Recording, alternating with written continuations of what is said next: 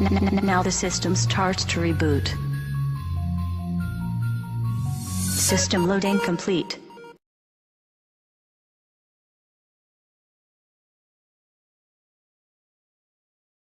Hi, and welcome to a video from Kaoci and Lucieth. I'm Lucieth, and I'm going to be showing you Marvel Heroes. This will be the first time I log in. I'll be showing you the process of selecting a character for the first time using the free-to-play system. Now, Marvel Heroes itself, it's made by one of the main developers from the Diablo 2 time, and he's used that engine extensively. It's a cross between Torchlight 2, Diablo 2, the original Torchlight, Hellgate London, and even in parts Diablo 3. It doesn't mean to say that it's an exact copy of all of them, it's just used many components to it. For example, mouse click movement, loot on the pinata style looting, and the character items are placed on very similar to traditional Diablo style games. Let's go ahead and log in. When you first log in, you've got a selection of heroes. You have an initial 5 to start with. These are Daredevil, Storm, Hawkeye, Scarlet Witch and Thing. You may think that some of these are similar, but what the developers have really tried to do in this game is trying to give vary to every single hero. They claim that every single hero is its own unique class. That means every one of them should play differently, and you get different power-ups and moves for each one. At launch, that means there should be around about 23 different classes to actually play. To visualise how they've actually made this difference, the Thing that you can see here and the Hulk are always considered as quite similar characters. But once in the game, the Hulk is your big powerhouse, hard-hitting sort of tank, whereas the Thing is your big hitting team tank. So Hulk's buffs and protections are very personal, whereas the Thing passes his protection onto his allies. What I'm going to do for this one is I'm going to select Scarlet Witch because I prefer range and I like some sort of tactics. That's where the control comes in. And this is the main game screen, and this is actually, as mentioned earlier, a point to click, point to move game. So there's me clicking the mouse and I'm moving towards where I click. You can also hold a key down and chase the mouse pointer around like this. It's quite handy when looting a lot and moving towards NPCs without clicking them. Here's an NPC now. If I was clicking around to move to it, accidentally it's quite easy. This thing here is the bank stroke stash, and it's used just to store items. You'll see here that I have a couple of extra heroes showing. That's because each hero has its own tab. It can store its own loot within there. Now, the main box that you can see at the top here is the general tab. This one allows you to store items, and this is shared. So is your main inventory loot. So if you pick up a lot of items, you need to drop them in a stash, otherwise when you switch to another hero, you could have a full inventory.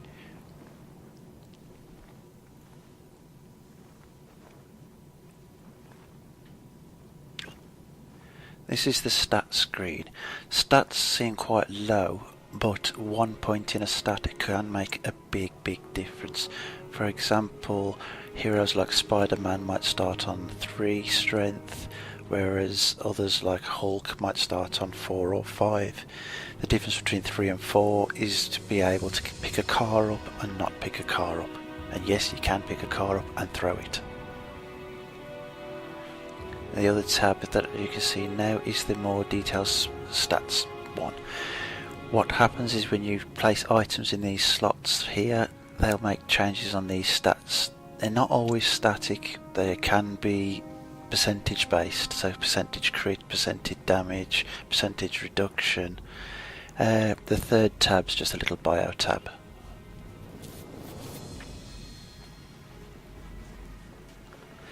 NPCs, click to active like earlier, and this one's a quest NPC, and it tells you where to go next. It shows up on your mini-map, and then you can jump off to the first mission. Now this game is an MMO, but the first mission that I'm on now is a solo part. It's like a tutorial, and as far as I know at the moment, and as far as Gazillion have said, you won't be able to do this in a team for now. So you just have to get through this. It is quite easy, so just sit back and enjoy it. So this is the Raft, the first part of the game tutorial. You walk around as usual and you get to this thing first which lights up. These are waypoints and allow you to teleport to any previously explored part of the game. As you move around the map, you'll notice that there are mobs around. Press left click or right click to do your various attacks. First attack there was left click, this one was a right click. There are usually secondary effects with these attacks, like the right click there. That one actually is a stun. See here, easy normal stun, then finish him off. Just finish some of these creeps up here. You don't get loot to start with in the Raft, it's introduced to you slowly. And now you can see some of the tutorial tips up above. In this clear room I think it's a good place to just show you a couple of extra things to do with the game. First of all, the roster, which is T button to pull up, and it shows up all your heroes. Double clicking any one of these heroes will start recalling the current hero off and will replace it with the one that you've clicked. I will be playing Miss Marvel.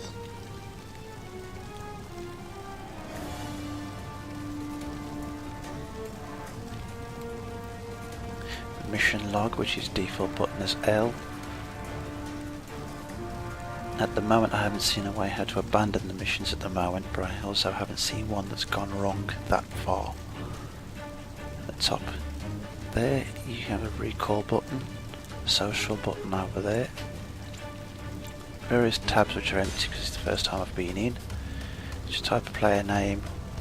They have to be online, so you can't make a big friends list of people who aren't online, and there's no back way. Once you add a friend, they don't get a little message saying you've invited them. Tab or the map button brings up the map like that, and then when you move around you get directions. In your power or P menu it shows you the 3 trees. Powers unlock at levels. Each time you get level up you get 2 points to spend. You don't have to spend points, but I've also seen that there's no way of going back once you have spent points.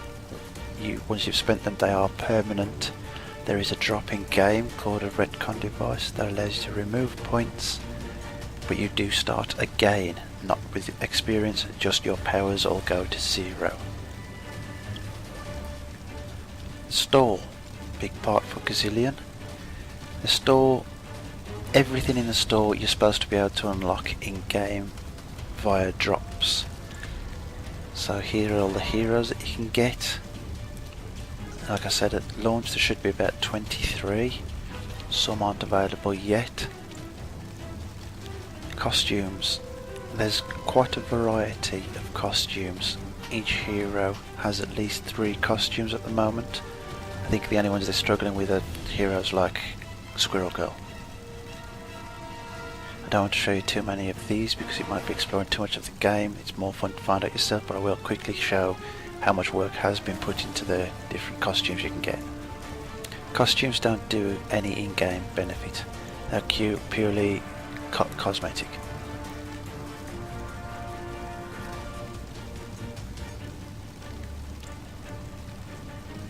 Special items.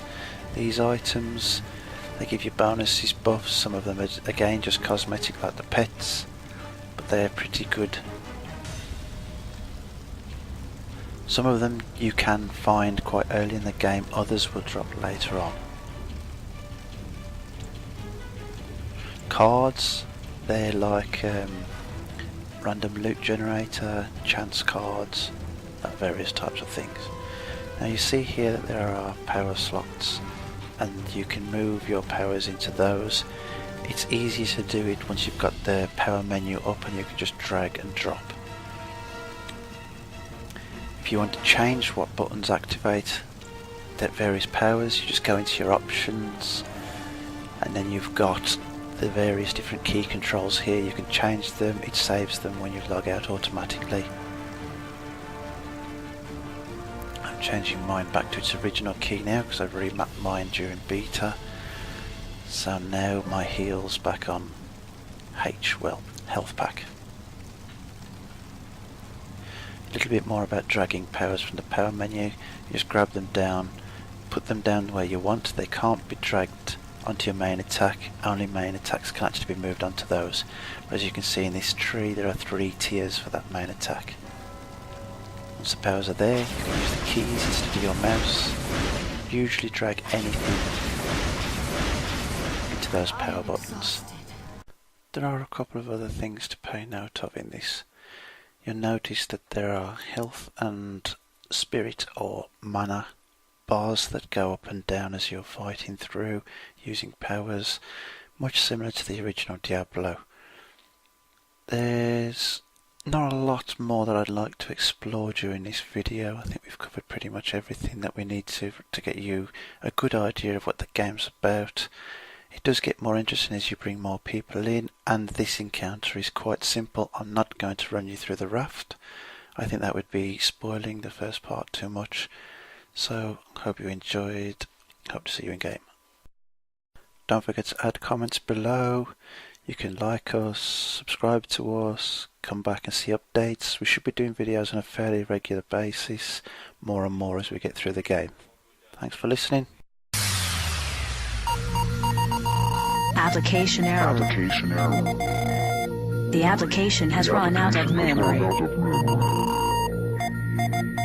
Now the system starts to reboot.